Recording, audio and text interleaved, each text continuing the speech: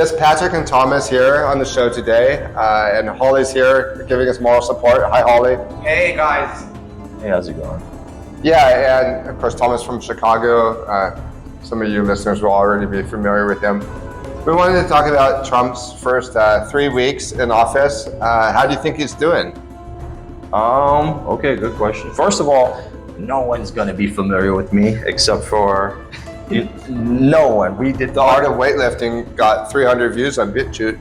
That's 300. Nice. That's a nice little audience. Well, and thank you so much for asking me these questions. And I am a good person to give politically incorrect answers about these topics. And politically incorrect.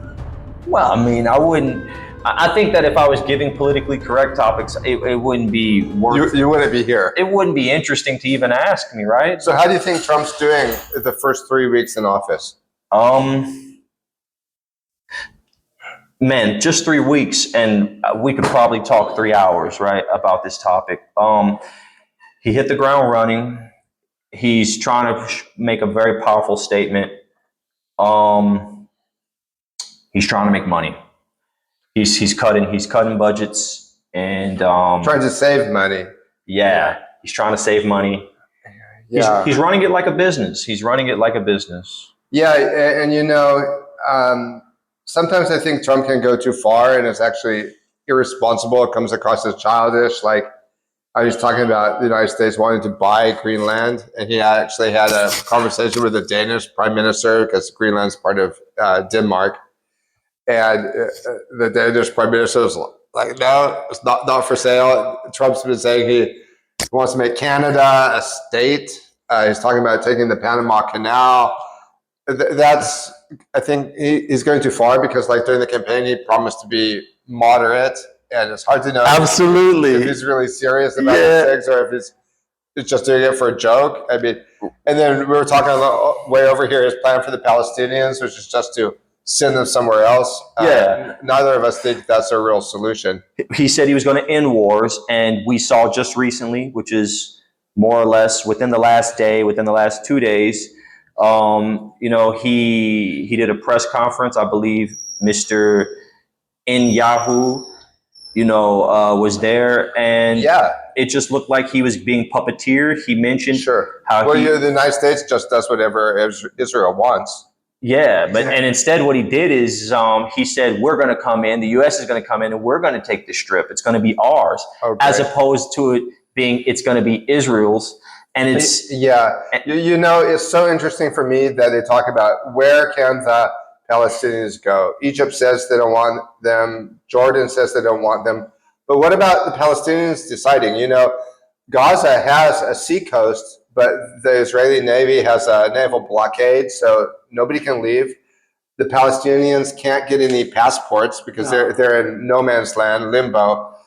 And I mean, we've talked about this before on the podcast, the whole concept of they're an apartheid state. But yeah, they're insane. They developed the military and they went and they trapped some people. And they're like, hey, guess what? If you develop a military and if you develop an economy that is recognized by NATO, you can at least produce some products or whatever, trade, make yourself at least somewhat beneficial to these other countries. You can just do whatever. And that's kind of what they're trying to do right now. They're just trying to run a muck. And you mean Israel? Absolutely. Yeah. But going back to Trump, how do you think Elon Musk is working out? Trump said he wanted to have Elon Musk cut the size of the United States government, like he cut the size of Twitter, formerly known as Twitter, now X. I mean, bottom line, these guys, sorry, when I say bottom line, I'm not cutting the topic. Let's continue. Sorry, that's just my jargon. They're both billionaires. These are both business guys. These are both bandits. These are not like well-seasoned politicians. So, and they're coming in. And so he's like, I want him to do this one. Well, I want him to he's done a lot of investments. I want him to do like how he did his investments. I want him to gut these companies and to turn them into something profitable. This was kind of a conversation that Holly and I kept coming back to during the campaign was Trump's money. And I pointed out that actually by the end of the campaign, Kamala Harris had like way more money. I don't remember the exact figure, but like it was like not even close to what Trump had because of all the donations that Kamala Harris brought in. Of course, Trump has his private money, but I'm talking about the money from the campaign.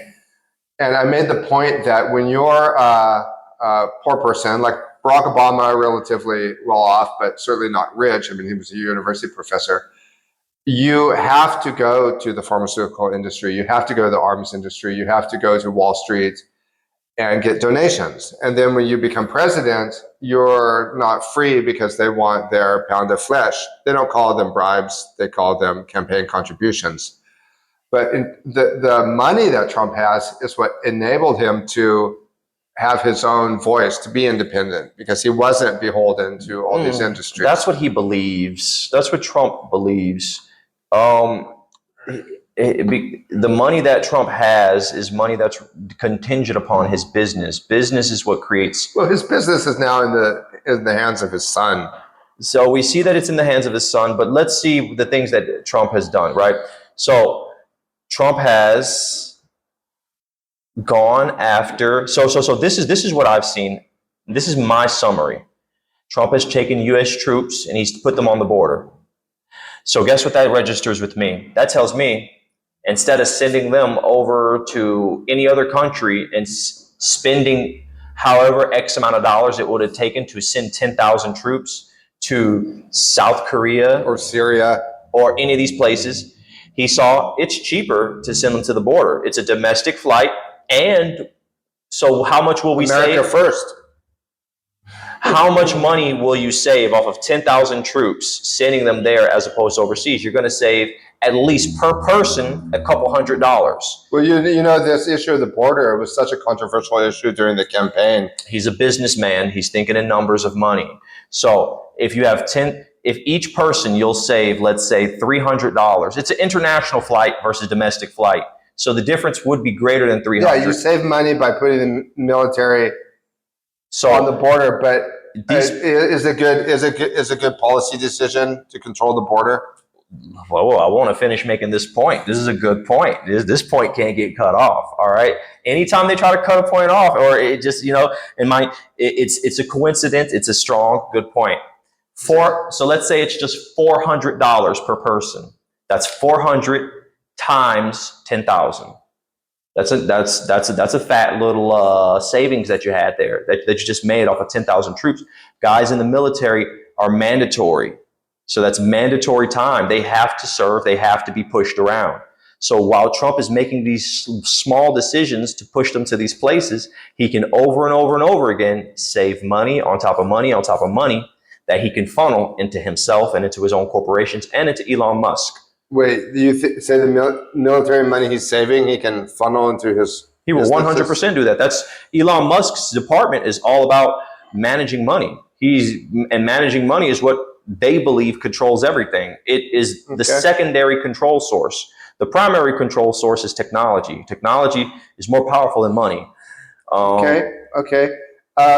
Moving on, Trump promised to end social media censorship during the campaign. It was one of his campaign pledges. Do you think we're going to see now even Mark Zuckerberg has gone on Joe Rogan's show to make his confession saying that the Biden administration really pressured them.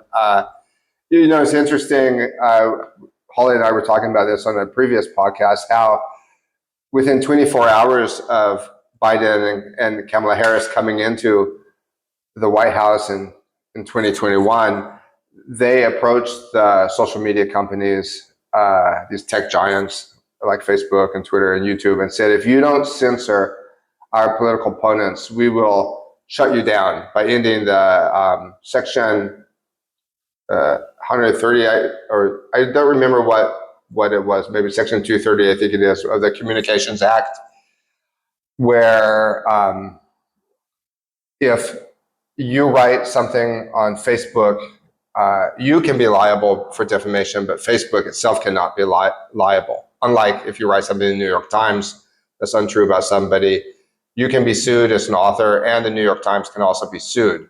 but by ending the Section 230 of the Communications Act, which they threatened to do, it would effectively have shut down the social media companies in the continental United States. And that's not so far out. I mean, X doesn't operate in Brazil. The founder of Telegram is in jail now in France. There's no Facebook in Russia. And is he still in jail? I thought he got out. No, I said that loosely. He's not in jail, but he's awaiting trial and he can't leave France. He can't leave France? It's like a house arrest situation. Really? But there's no way that Facebook and YouTube and Twitter could have hired enough lawyers to screen the billions and billions of posts. So it would have meant effectively shutting operations. And one of the people that was that the Biden administration demanded that get censored was RFK Jr. And no, like even when we talk about RFK Jr. in terms of like his political aspirations, I know it's a very touchy subject, and it's something that we've even had trouble trying to get on YouTube because of the whole issue around the vaccination. But how do you think things are going to fare under Donald Trump in terms of, do you think we'll see a return to free speech? I'm optimistic. I think we're already seeing it to a limited extent. Well, I mean, I still get censored because as much as Mark Zuckerberg, now he's kind of saying they went too far. They've turned on these social media censorship robots that just get limiting political speech. Okay. I have a theory about that. I think they want. Let me jump in there real quick. Give me a sec. Let me jump in there real quick, because I was disturbed a little bit about just glossing over the Pavel Durov situation. Pavel Durov, which is the founder of Telegram. Yeah. Definitely got to return to his situation. Bust him out of there. He's waiting in France. That's not cool. Russia, someone smuggle him up out of that situation. That's silliness. He was certainly not working for the Russian government. I mean, that's just a side note. That's just a side note. He was doing his own kind of free speech rebel thing, and it was very cool. But now that he got snatched up, everyone's like, come on, bro. Even Russia's like, look, there's less free speech here. Russia's trolling the other countries now. But I digress. Your specific question, I just wanted to mention that troubles me. It's a big deal, and I think we could spend some more time on. We can come back to it. Yeah, sure. Because it's free speech, right? You're asking about Trump. Free speech, and Telegram was very far from being an anarchist paradise. I mean, they did cooperate with the police, and they did shut down. And so, what do we learn from this? We see that they do attack other forms of communication. They are trying to centralize it.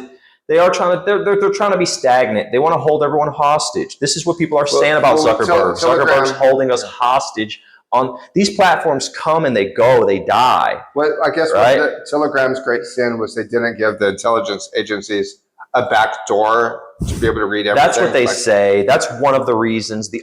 That's a big reason. The other reasons is competition. Knocking out the competition. Even if he gave them the back door, they could control his company. They might just decide to run it into the ground, because if they only manage one type of messaging platform, Meta, WhatsApp, then people have less power and that's less work for them. And they most likely would have did that. It's not in his interest at all to help them out. So, but you asked about Trump. There is absolutely no way Trump is going to go back and improve free speech, in my opinion. So we have a difference in opinion. But for me, I'm hopeful, but I'm also realistic. I mean, I was disappointed in his first 4 years. He says it was the advisors that he had around him didn't let him do his thing.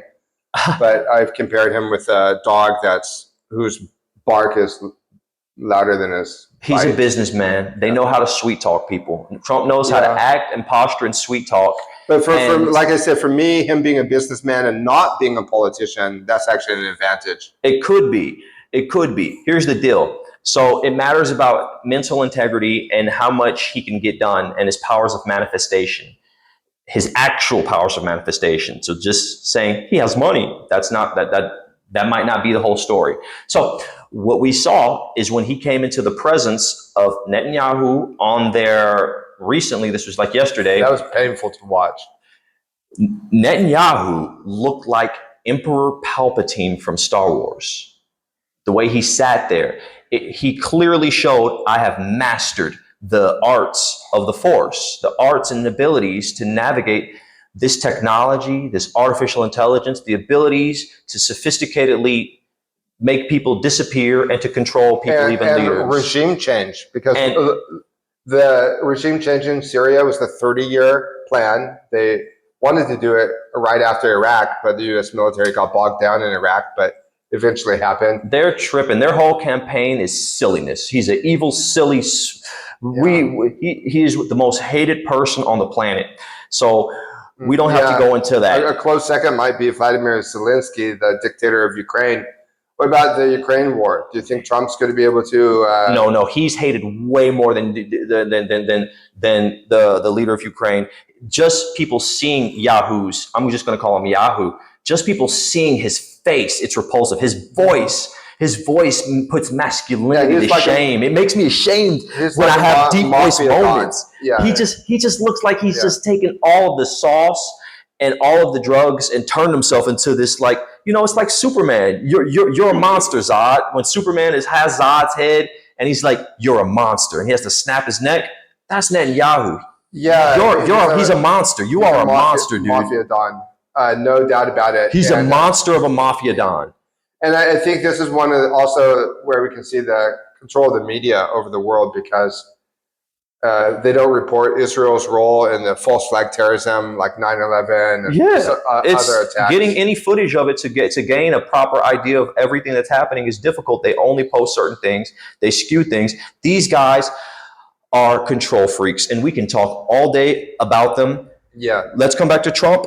Trump is underneath their thumb, and they don't want free speech about Judaism. We know that the United States presidents can change, the party can change, but the support for Israel is the one thing that doesn't change. So wait. Complicated reasons for that. And this ties in exactly. Trump specifically said that he specifically is opening up 2 facilities, one in El Salvador, we spoke about this a bit, to detain people, and one in Guantanamo Bay. These are detention centers. He specifically mentioned Americans can be sent there, not immigrants. And he specifically mentioned, he went on a different occasion and said that people who display anti-Semitism, who have spoken out and are against the more or less piss real or the ID effing Ginu force. Okay, remember, people who they can be we want to be careful what we say, but yeah. So you can censor me, and I guess I know how to clean it up. I'll clean up the rest. So maybe you can do something. Okay, but you're right, and they're looking at the university protests against Israel. People talking out online to see like. If there's any university students from other countries to cancel their visas, whatever happened to free speech. We don't have a lot of time left on this episode because we want to keep it short and sweet, but I do want to get your take on the Ukraine war. Okay, you were asking. And the larger geopolitics. Okay, so I believe that they should be left alone. They should be back. They should have been left to their fate originally. UK, NATO, US needs to back out and just let Russia have their thing with Ukraine. It's, they shouldn't have gotten involved in the first place. They shouldn't be trying to take resources from Ukraine or off of Russia's plate. That's a bad idea. With the coup in 2014? That's a bad idea. Back off. These guys are making a move. They're serious. Everyone supports what Putin has made himself into the image of freedom. He has made himself into the image of liberation. All of Africa, all of Latin America, and many other, all of Middle East want to get weapons from him, mobilize themselves, and become independent. You don't want to go against all of those forces and all of these billions upon billions of people that want this. Yeah, you said, but you're an American, but I'm sure most Americans do not have the idea that Putin is pro-freedom.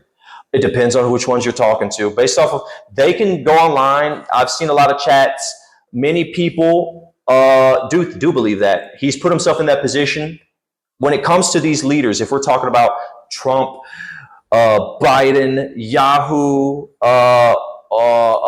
if we line them all up, Putin has in fact put himself in a solid position. He's taken an iconic position where he's made it seem like it's extremely beneficial to join his BRICS nations, where he's made it seem like he's set himself in a good spot. He's looking like the good guy when it comes to when you compare these leaders. He's established that. So this is the framework for this escalating potential WW3. It is WW3, but WW3 situation. So, one thing before I let you go, why do you think that Biden wanted to have open borders? What was his whole goal there? Trump may go to that as well, because we saw recently that the Jewish lobby voted to open the borders up. They're standing behind that, and we see that Trump is going with that. So he may switch his whole speech up and go with that as well. What Jewish lobby? I'm not sure. I just know that I looked it up, and we saw that there was a vote. They had a vote for if the border should open up, and like almost all of them voted. So for right it. now, Trump is deporting the criminals and those who have arrest warrants in other countries. Whether or not he will just start deporting millions of hardworking Latin Americans, that remains to be seen. That's tricky and a little bit complicated. I do know this though. I know that Biden and the border policy, it could have been because he wanted to specifically do what Trump is doing. He wanted to battle the other side, the Democrats versus Republicans. Mm-hmm. And he understood that if he brings them over and does this, it will occupy a few of Trump's decisions. So this could be until. Of course, Elon Musk said that Biden wanted to bring all those millions over so they could turn into Democratic voters. And it's illegal to vote if you're not a citizen, but it's also illegal to jump the border. We've seen that many states, they don't require you to show your ID. And so that's why dead people vote. That's why it could be a prediction for the Civil War. It could be that the Civil War is coming and they want to bring these people in. So the United States already have a civil war? Yes, but it happened around World War II. And so the history may repeat itself with World War III and with the new Civil War. And this is highly predicted. For the last year or so, there's been preparations for it. There's lots of posts on that. Yeah, the United States is so divided. Absolutely. You've been there more recently than I have. Well, more recently, I was there 2 years ago. So. Oh yeah. Yeah, but I talked to people. You were in Peru for 2 years? About a year. Okay.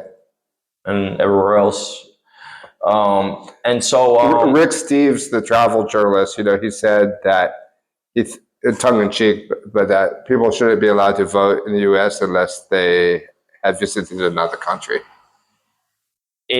Similar to learning another language. Visiting another country, I think it does something very good for your perspective, and it makes you a more grounded, mentally healthy person. It makes you can criticize people a lot more clearly.